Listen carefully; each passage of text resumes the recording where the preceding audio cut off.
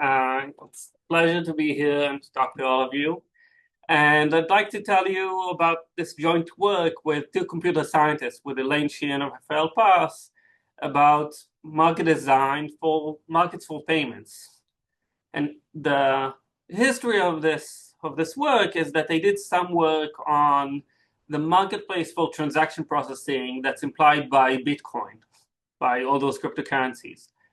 And we found some very good things about it, but also some problems. And the natural question as a market designer is, what can we design? Can we design something better? In particular, I want to ask, can we design financial rails? Can we use the technology that was exemplified by Bitcoin to design payment systems that will be welfare improving? And that led to a lot of technical questions that I thought were very interesting, and I hope to convince you that they should be of interest to economists too. Yeah? So let me start from the problem. Why should you be even interested in designing a better payment system? We have a lot of payment systems today, a lot of systems that raise the question, why do we even need those cryptocurrencies or those new technologies that decentralized people are so excited about? And there's a lot of explanations that an economist I wouldn't find particularly appealing, but one problem that is very apparent with the current system is that this companies that run those payment networks have a lot of market power. So this would be a much more natural problem for Americans than Europeans. Like Europe does a much better job at regulating payment systems than in the US. But everywhere in the world, payment systems have to be regulated, and there's a lot of litigation and antitrust about payment system. Payments are often expensive, often accused of having rents, because if you're a payment provider, you generally enjoy a lot of network effects. And those network effects limit competition and lead to a lot of rent extraction by payment providers. And for many years, like the only answer to that was either you regulate or you have a state-controlled payment system, but you need some trusted party to run all the servers for the payment network, because otherwise, what will you do? The big innovation with Bitcoin was to say you can do actually something else. You don't need some centralized party to control the servers. Bitcoin's main innovation was to do some sort of market design. And to explain this, I think it's helpful to think of two steps. First, Bitcoin is kind of like Uber and Lyft and ride-sharing apps, saying that we don't have to have dedicated servers for our payment system. Anybody who wants to contribute compute power to be a backend server to the system can become a server. If you want to join the Bitcoin backbone, be part of the network that runs Bitcoin, you can do that now. You'll download some software, and you'll have a computer that can participate in being in the network of providers, just like you can ride for Uber or Lyft. But there's a big step beyond the Uber and Lyft in that the market design, market layer that connects the servers that provide the technology and the users that use the technology is not controlled by a company, it's controlled by some protocol, by code. And you can think of this code as little market design. You set up the code guides the interaction between the servers who provide the service, the users who want the transaction processed, and the code is just like a constitutional agreement. It's kind of like we meet in the town square on Tuesday afternoon at 3 p.m. to hold our market. It's just an agreement. You can change it, but it's hard and calls for agreement between everybody to change this together. So most cryptocurrencies think of this as immutable, as like the rules of the protocol being fixed, and that sets up some market structure. And on the right-hand side, I just showed one figure from a previous work showing that you can get actually good properties from such market structures. So this plot shows competitive transaction fees on Bitcoin. And in previous work, we asked, should we, let's evaluate what kind of marketplace we have here. And the one beneficial property that you get from this is that if you have free entry of the service providers, you're going to get much more competitive service provision. Kind of makes sense. And we showed it formally in a model showing that the miners that run Bitcoin cannot set transaction fees. They do not have pricing power in the system. Nobody has pricing power in the system. It's an open system. The servers can come and go. So instead of having a Visa where Visa can set a transaction fee of, like, we charge you 3% per transaction, you have a system where nobody can set transaction fees, and transaction fees are set by a competitive marketplace. It's not ideal. The marketplace that Bitcoin has is not ideal, but it is competitive, and you have that the free entry property eliminates a lot of the rent and the pricing power. Yeah. So the next kind of question that come to mind is, okay, the free entry sounds great. Can we actually use those technologies to design financial rails that have other useful properties? Can we think of this as a potential replacement for financial rails, or will this technology get stuck by some other constraint? And the first constraint that this paper is trying to address is, can this technology get you a secure payment system? And it focuses on security for two reasons. First, it's of course essential. Unless you can get something that's safe for users, you shouldn't try to implement it as a financial rail.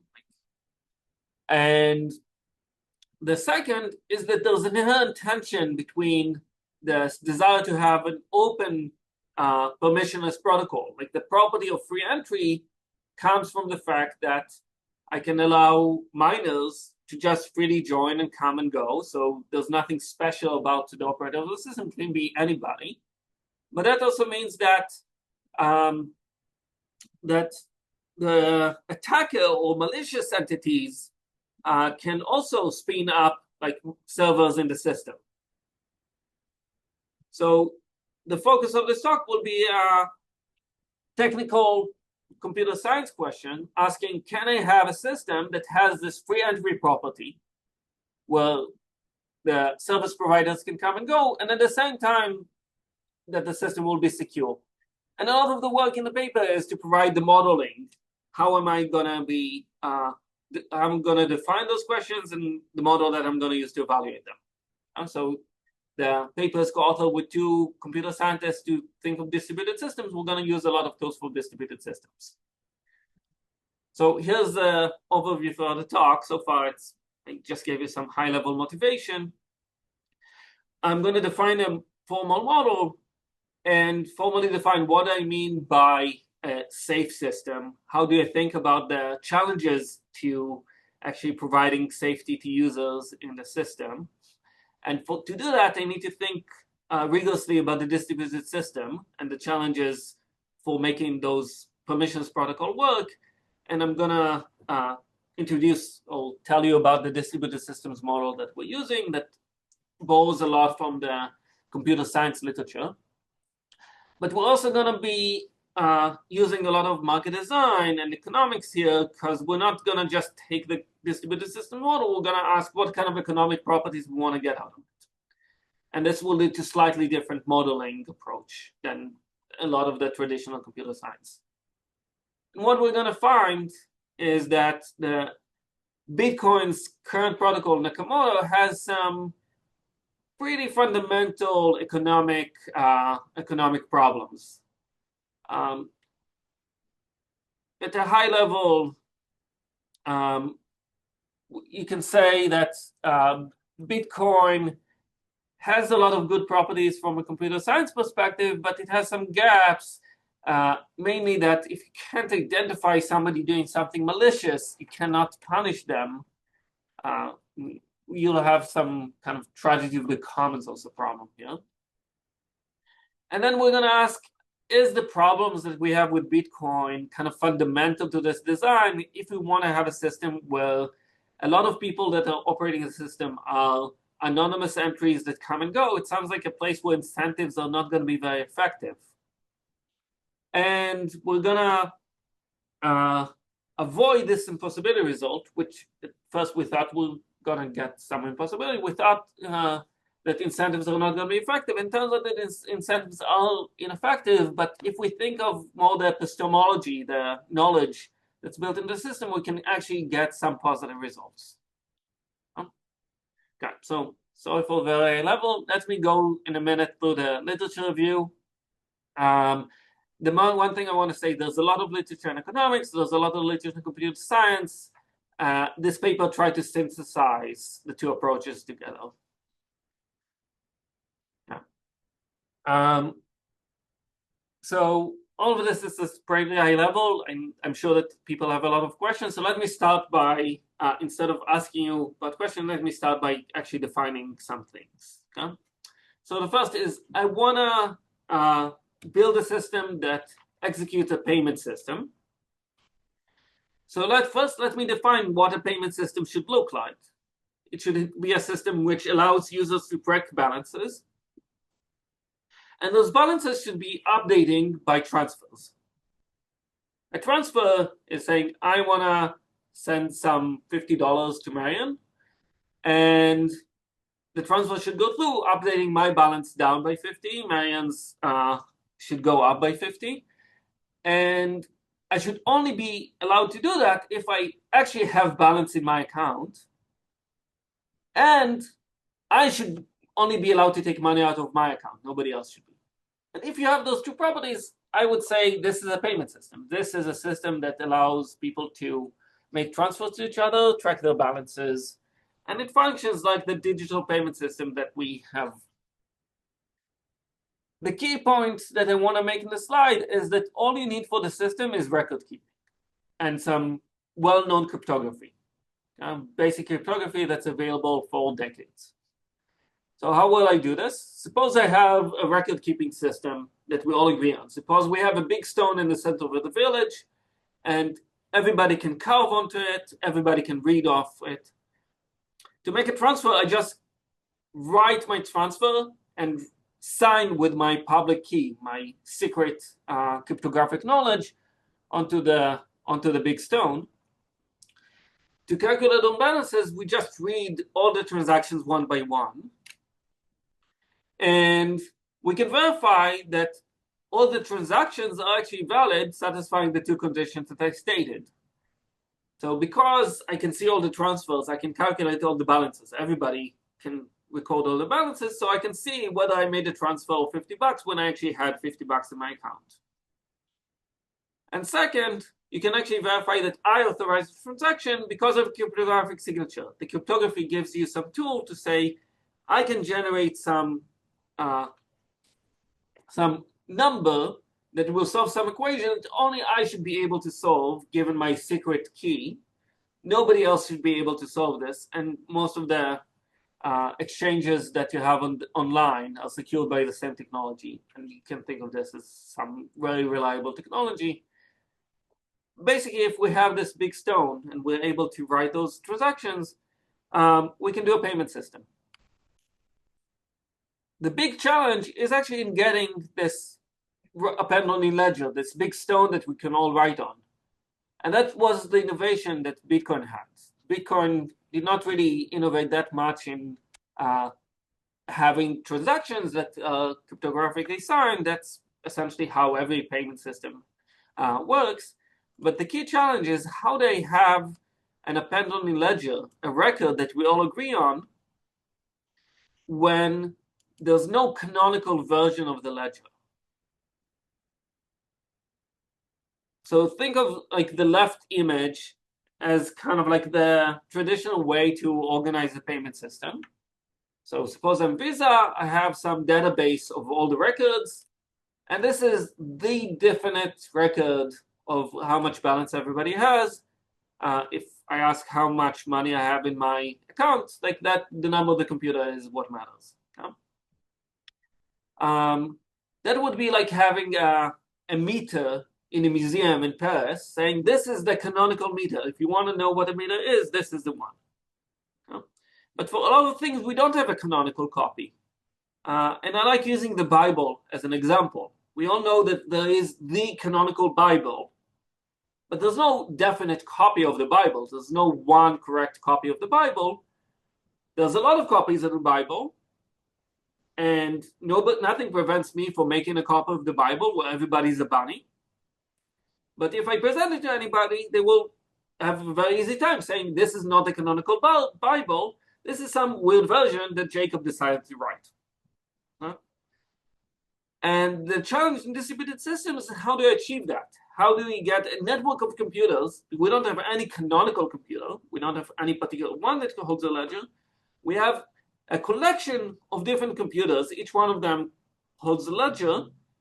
But we treat all this collection as if there's a canonical copy, as if they're all holding the same thing.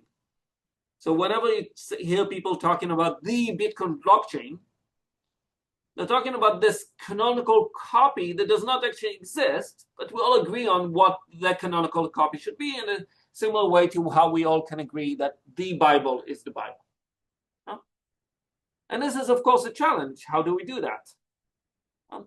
And it's going to be challenging for multiple reasons. One is that some of the computers may have imperfect communication with each other, and there may be computers in the network that are corrupt or malicious or doing some other things, trying to deceive us maybe. How do we maintain agreement? Well, so this is, like, in a sense, the fundamental question of distributed systems, reaching consensus, reaching agreement on a ledger, on some data, among different parties.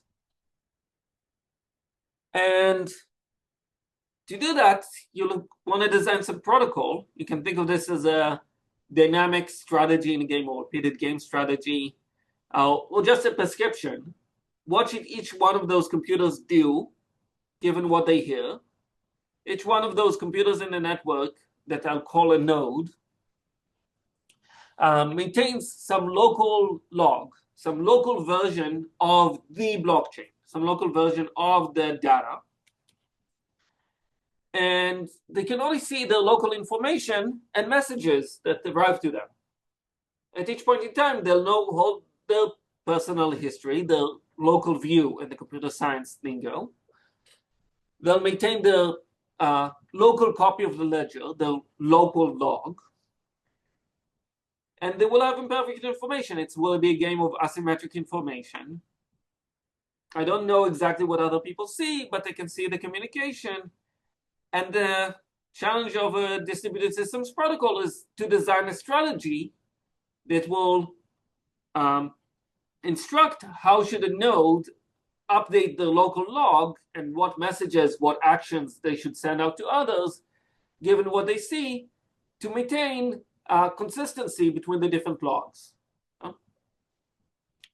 So one piece of terminology that's very helpful is that the log does not have to include all the transactions, all the records that you received. A lot of things may be pending. So you go to a payment terminal, you try to pay with your credit card, it will, for some seconds, will say the transaction is pending. This will say, I don't know if this transaction goes into the log or not. I can wait till I get more information before I actually update my log. When you actually update your log and the transaction actually goes into the log, we call it that it got finalized. Think of this as like the payment terminal saying the transaction got approved.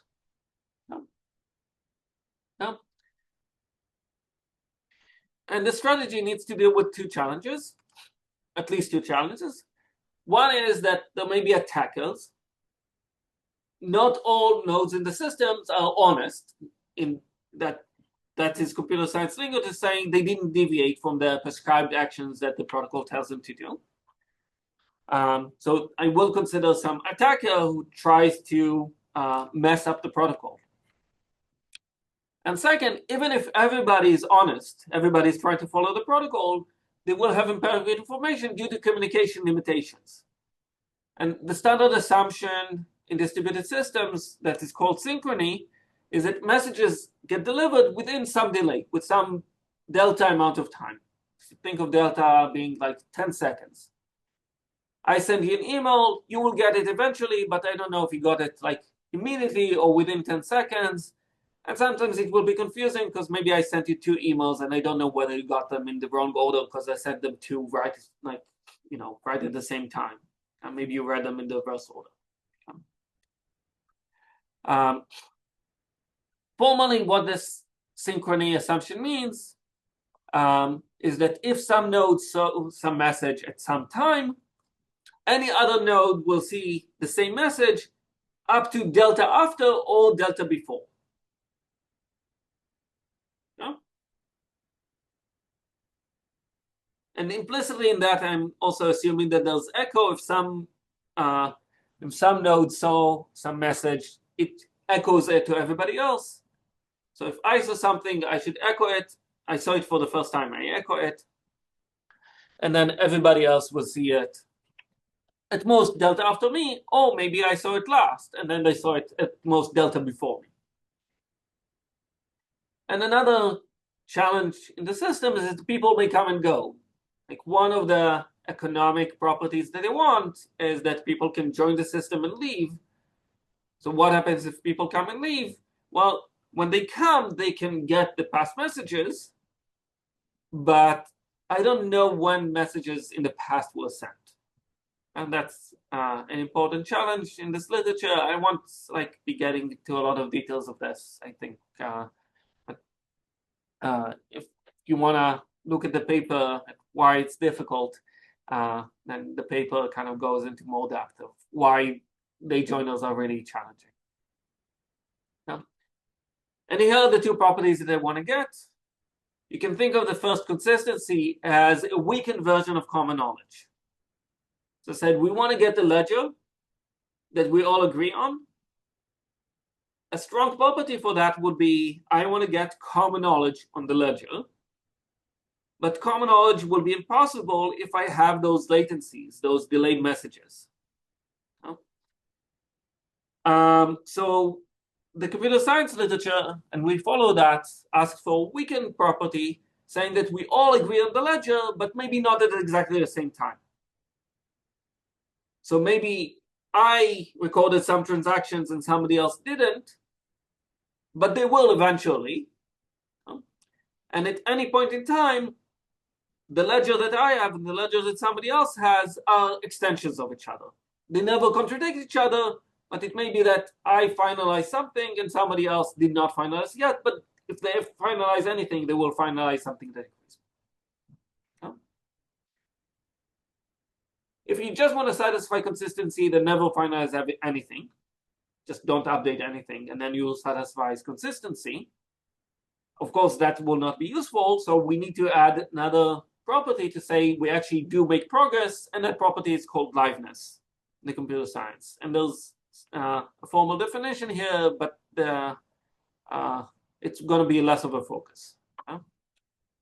So let me take all of this computer science background and give you some definition of what we're trying to achieve here, and then I'll open for questions. So let's go back to thinking about a payment system. Think about a merchant. Think of somebody at a farmer's market trying to accept a credit card payment. They have some terminal, some computer that's trying to communicate with the rest of the network. And they're trying to see whether the computer actually says that the transaction went through. They're trying to verify, finalize this transaction. I will call this computer a node in the network, and it will say it is trying to finalize the transaction. One important observation here is that I don't really care what my terminal says about the transaction. I care what the bank will say about the transaction. Because the transaction is useful for me only if the bank acknowledges it. If I got a transaction that credits me $50, then I like it only if it allows me to withdraw the $50. If the bank does not accept it and I cannot withdraw the $50, it's of no use to me that my terminal said it went through.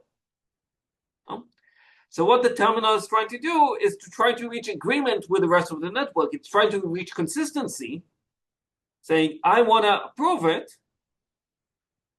to get the guarantee that others will approve it too. If I have consistency and my terminal said the transaction is approved, then nobody can deceive me. It means that if anybody came and gave me a credit card and my payment got approved, I will get paid because the bank and everybody else acknowledges the payment got actually credited. So consistency is the property that will guarantee safety for the merchant, for the user of the system.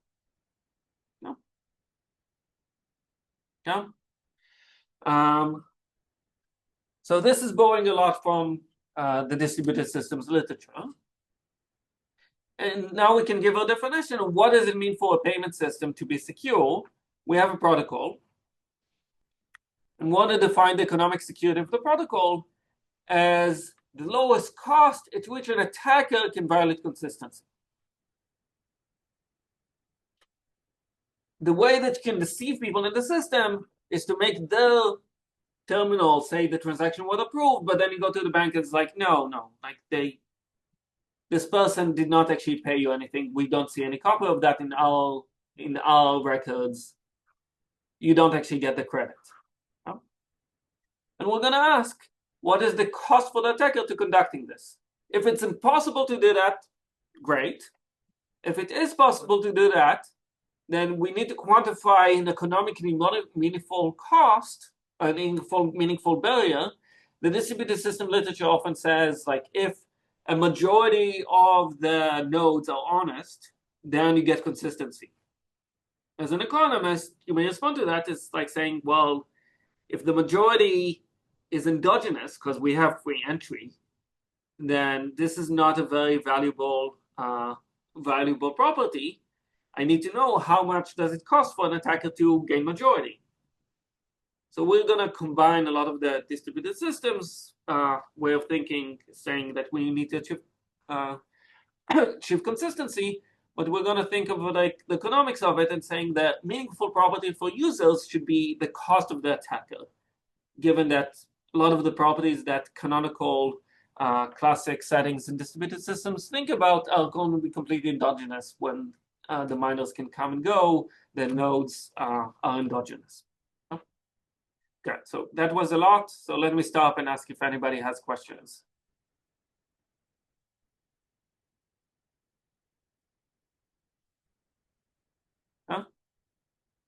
So either great or terrible. Okay. So I'm going to think of protocols. How much does it cost to break their consistency?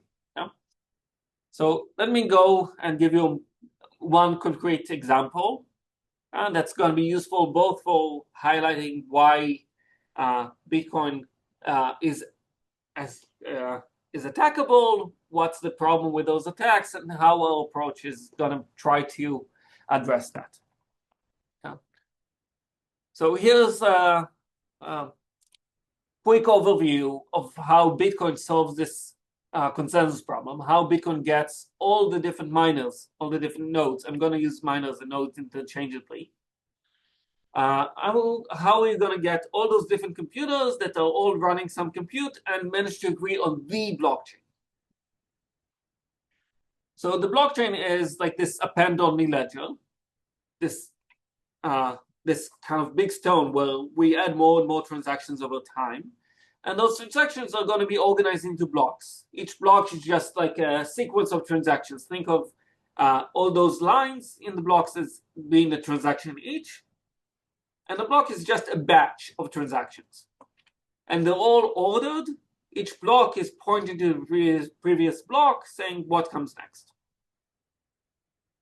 So you start from some genesis block, from some original block, and you update by selecting a random miner and asking them to generate a block.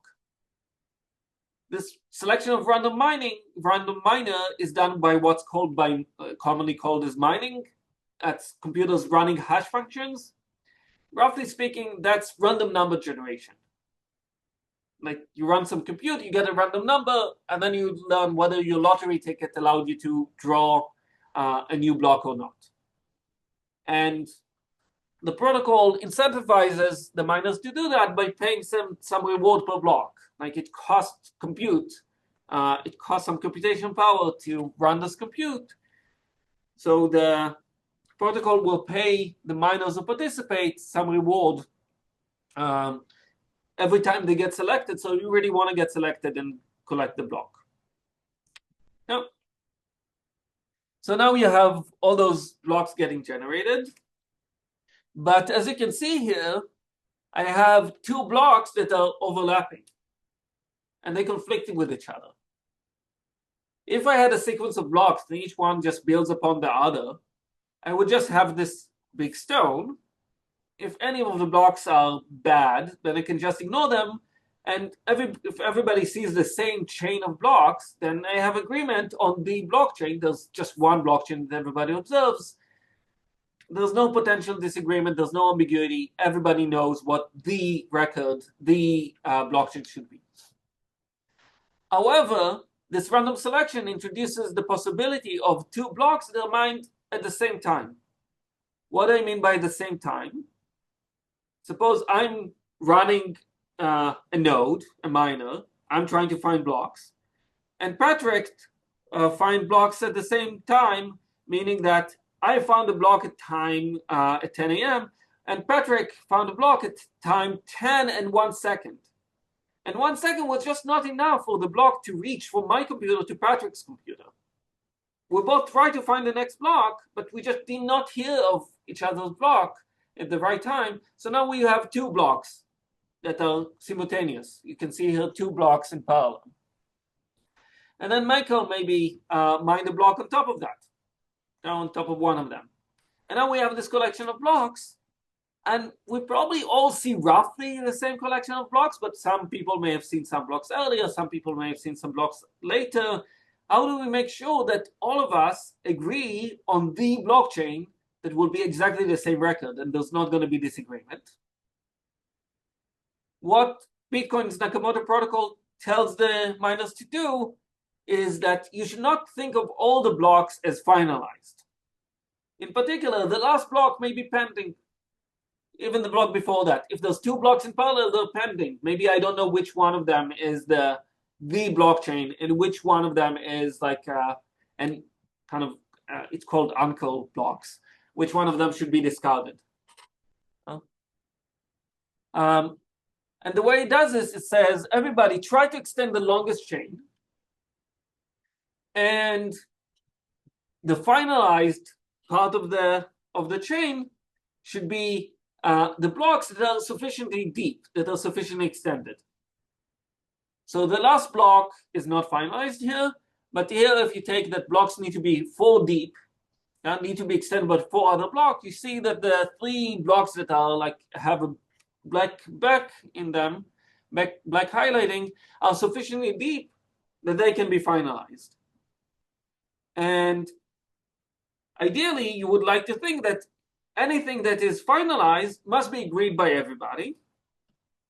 And there are proofs saying that, assuming that you have this communication model that I mentioned before, this synchrony model, with some bounded lags in the system, and there's sufficiently honest majority, so there's enough people that have enough of the compute power, that translates to what is the chance that I'll get to mine a block, enough of the chances to get to mine a block are controlled by people who follow the protocol that are honest. And then you do get this consistency property saying that maybe it's possible for 2 people to mine blocks at the same time. Maybe me and Michael mine block at the same time. But if the lag is 10 seconds and a block arrives every 10 minutes, then roughly speaking, there's only 10 seconds out of the 600 seconds in which we can mine simultaneously. So it's kind of like 1 in 60 that we mine those 2 blocks in parallel. That's unlikely. So it can happen once, but it will, of course, be doubly unlikely to happen twice, and exponentially unlikely to happen multiple times.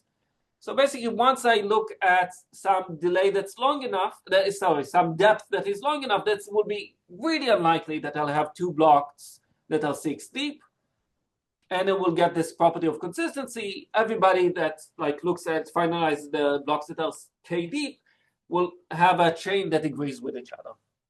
Now, crucially, I want to say this really depends on the lag, and you really need synchrony for this property to follow. That's what the figure here from the Passim and Shallot paper shows, that the synchrony is not a benign assumption, it's an essential assumption. You need it for the Bitcoin Nakamoto protocol to work.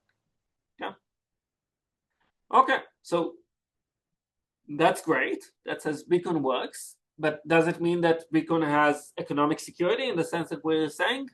Well, it just says that if you have honest majority, then things go well. What happens if the attacker does not have, if the attacker has sufficient mining power, or if the attacker wants to attack the system? Well, this result would say the attacker will have to get a lot of mining power, and that should be costly. But there's actually an argument about knowledge that says this is not actually going to be that costly or net for the attacker. And the reason that the longest chain is actually quite problematic if you think of it from an economic perspective. So in a sense, the longest chain protocol says everybody trusts the chain that is longest. It's kind of like saying that we don't trust the Fed's computers. We trust the computer that is fanciest. If I want to convince everybody that that I should have a different balance than the Fed, I just need to buy a more expensive computer than the Fed. That sounds very weird. And in particular, in this Bitcoin protocol, many papers before noted that this can lead to attacks. Let me give you one version that I find particularly clean. Think of the attacker that just rents computer hardware to generate those blocks.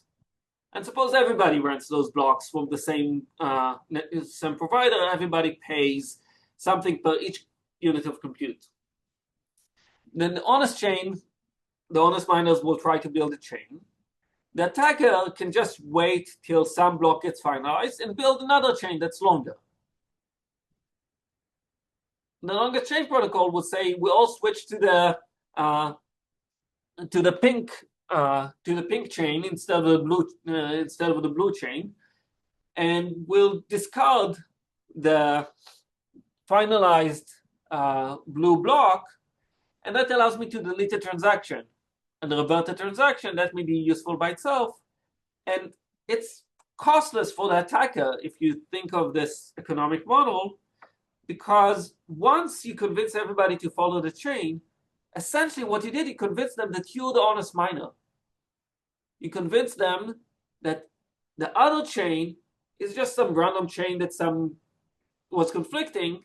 The chain that we don't agree on is the pink chain. And the protocol treats the attacker as if they were just the honest miner. And there's some logic, there's some rationale for why the protocol does this. We go through this in the paper a bit. But the main thing that I want to comment on this is that this is probably sounds weird to you, and it is very weird. It's a very weird feature of the protocol. And one of the questions that a lot of people responded with is that, wait, isn't this totally detectable? Suppose some attacker will do this. You may be deceiving all the other computers, all the other nodes that are running the protocol, but do you actually deceive the people? Right? Well, maybe the people will know that the protocol went wrong, something went wrong, and ask ChatGPT to make a picture of a hacker that changes the balance in a bank account. It refused to give a hacker, but it gave a lawyer that changed the numbers in a bank account and left a sticky note. If we change numbers in a bank account and leave a sticky note saying, I came in last night, I changed my balance to $1 billion, and then the next morning the clerk comes in and sees that you made the change and changes it back, well, you didn't do anything, did you? So we follow on to ask, well, are those attacks detectable? is this a problem with analysis of the protocol, the definition of the protocol, or can this be averted by just thinking about knowledge here and thinking about what other tools we have to prevent those kind of attacks? So the first answer is that this particular attack is actually pretty easily detectable. So recall that I assume that we have a synchronous model, meaning that if I'm a miner, I'm not sure exactly when I need to get like each block, each message, but I know that I should get them within 10 seconds. I can get them with a 10 seconds delay. I may get them 10 seconds earlier than somebody else. So suppose I got all those blocks at somewhat regular intervals. And then at some time 60, I get a bunch of other blocks. Because an attacker waited for this block to get finalized, the third block to get finalized, and then he sent all those blocks to create an attack and fork it. Well, the model tells us that miner A can be very sure that this is somebody that did something malicious, or something must have been wrong with all those blocks, because they were received way later than I should have received those blocks. So it seems like the common assumption that attacks are detectable, the community will know. Often it says, if there's ever an attack, then the value of Bitcoin will crash. That seems pretty reasonable, at least for those blunt attacks. You may say, this is not completely satisfying, because what about other attacks? I need to be a bit more formal about what the blocks knows, what the nodes actually know. How they think about formally about knowledge in the system. So maybe I should be a bit more careful, but at least at a rough version, this argument already tells you that there should be some knowledge that should be helping in mitigating such attacks. Yeah? And you can think of the community just getting together and saying, well, we got a block yesterday. We're pretty sure that the block yesterday is the one we should agree on. Anybody who tries to create an attack chain, tries to undo a block from yesterday, is clearly an attacker. And if we all go to Twitter, we can have an easy time agreeing on that. And if you can do that, you completely nullify the attack. You undo the attack had essentially no impact. So that seems like a very powerful tool. Big question is, can you reach this agreement among this community? One question is that community willing to do that? Ethereum clearly willing to do the kind of community interventions that I talked about. It was not attacked. Anecdotally, there's a very similar blockchain to Ethereum called Ethereum Classic, where they say code is law. We do not intervene as a community. We follow the code verbatim. They were attacked. Because you can, as I mentioned before, the verbatim code will be deceived. Okay? So it's very anecdotal, but it seems like the ability of the community to actually detect the attacks may offer a level of protection to the protocol. And there's other deterrents. We talk about them a bit in the protocol. A lot of them are somewhat unappealing, that because they you can explain the lack of attacks on Bitcoin and Ethereum and other blockchain by saying they're not actually distributed, they're not actually decentralized. But this community answer says, well, you have really a system that's completely decentralized, the miners come and go. We just have enough shared common knowledge so that nefarious agents, attackers, cannot actually deceive us in blunt ways. Yeah. So if anybody has questions, I'm happy to take questions.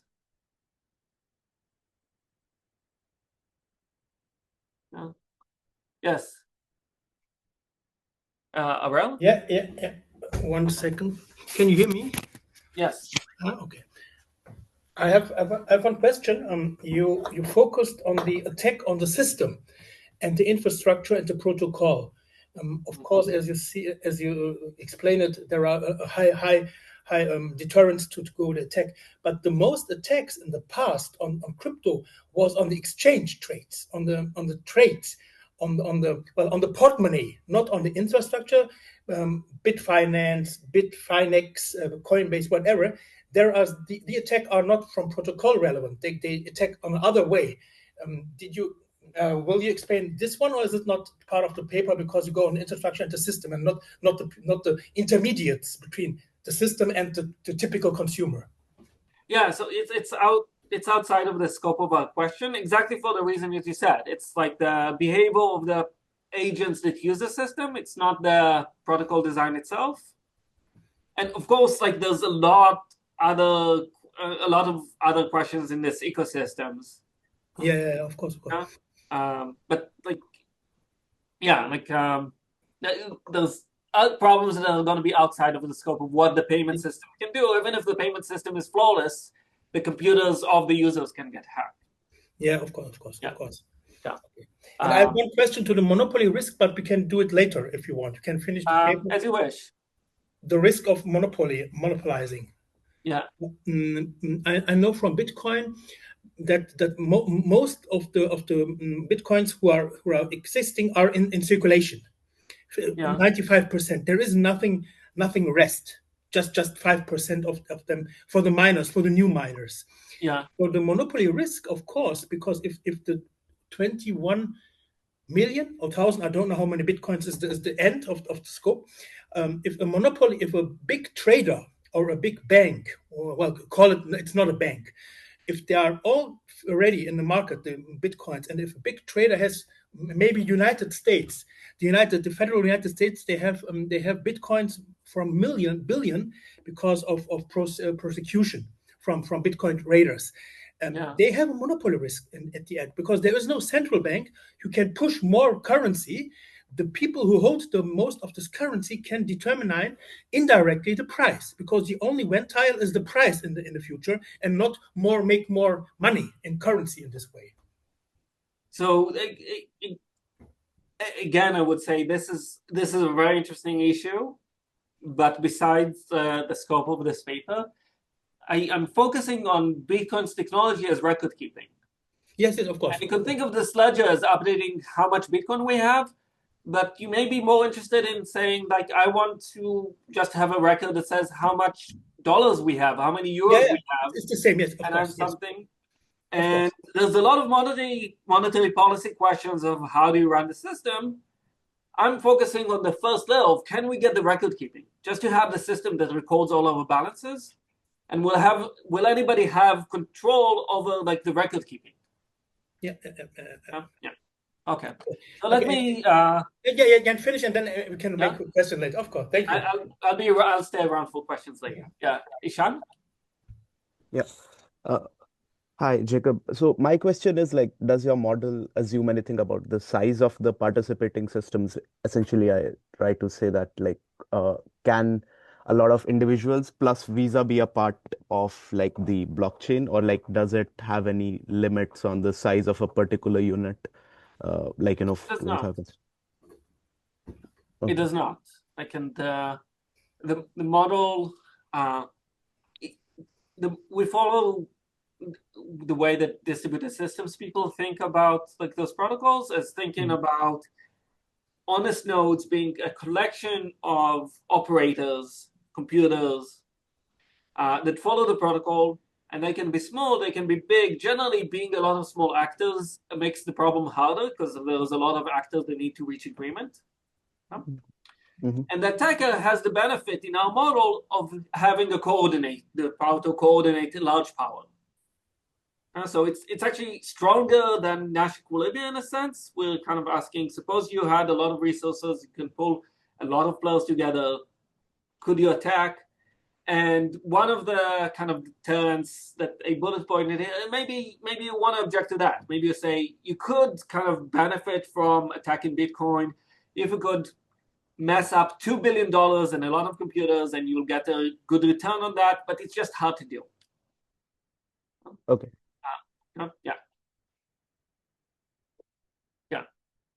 Okay, so let me tell you in the last 10 minutes something about why we think that it's not hopeless.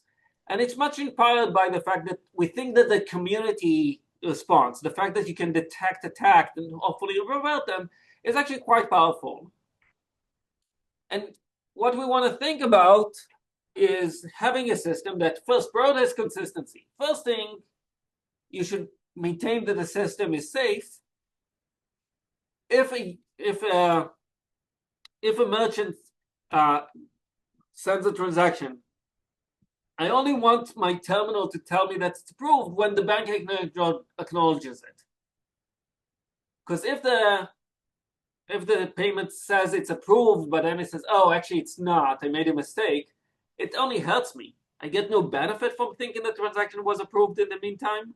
And I may kind of be at a gas station paying somebody and then end up that I'm not paying them. It's actually going to be very problematic. So Bitcoin actually does not prioritize consistency in a kind of in a design kind of goal sense.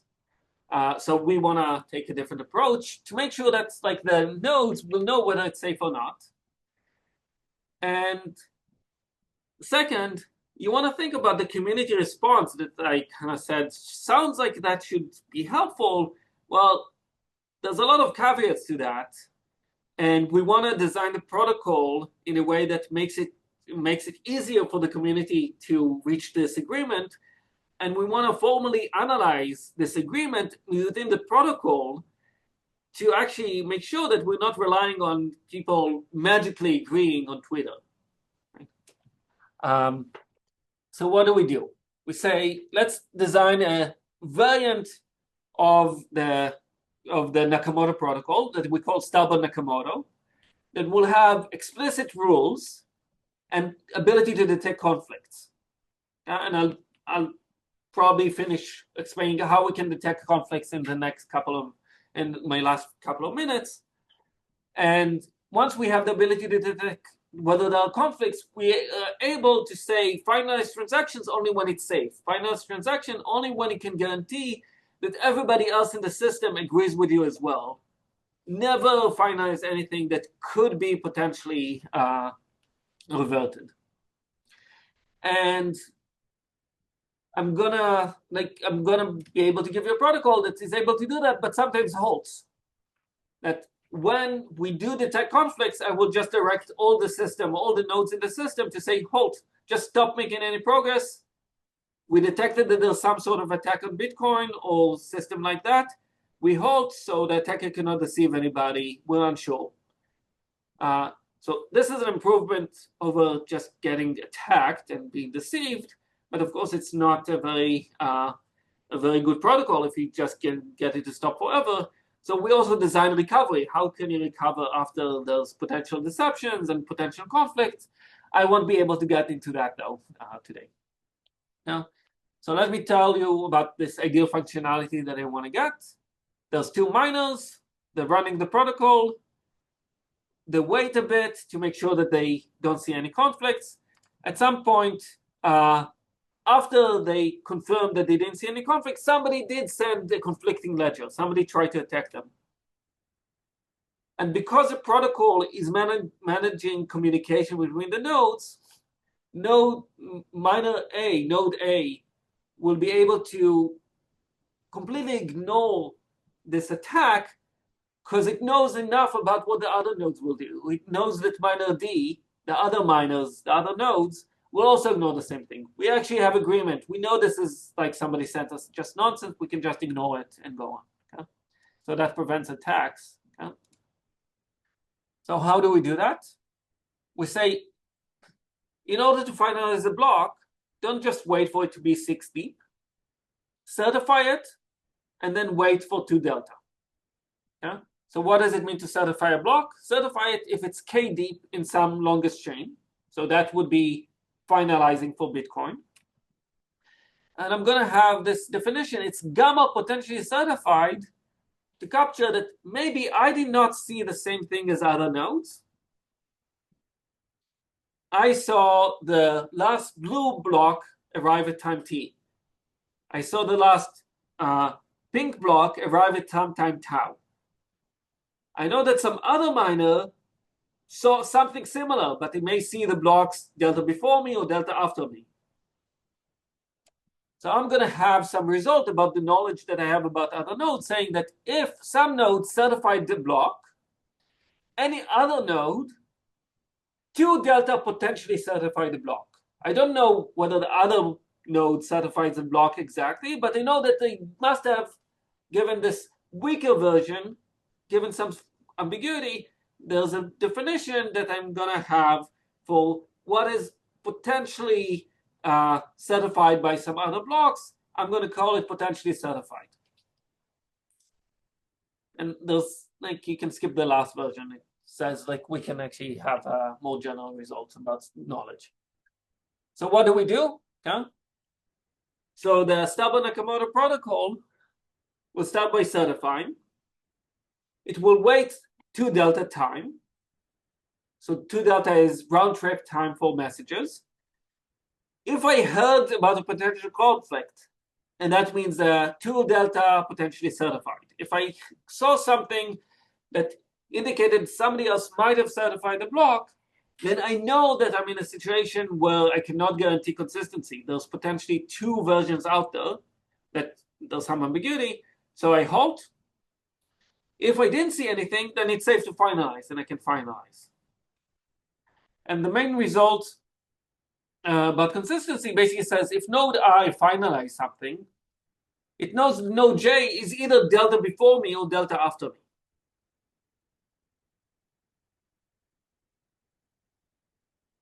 So if I finalized, I can guarantee something about what node J did. And that allows me to show that stubborn Nakamoto always satisfies consistency, and it's impossible to deceive anybody under this protocol. Yeah? And I'll finish on this slide and then conclude. Yeah? So this version of stubborn Nakamoto for online nodes guarantees always consistency, and it guarantees consistency and liveness under roughly the same conditions as a normal Biko Nakamoto protocol. Yeah? The reason is that we added another kind of safety delay for conflict detection that causes us to hold some time. So you cannot attack us. You can cause blocks to see 2 conflicting versions, but then they halt. Yeah? So nobody is ever deceived to think that something is wrong. Nobody is deceived to see the wrong version, but we can have like liveness fault. We can stop. And those liveness faults are restrictive enough that they only happen roughly when you could trick Nakamoto. We can trick the original protocol.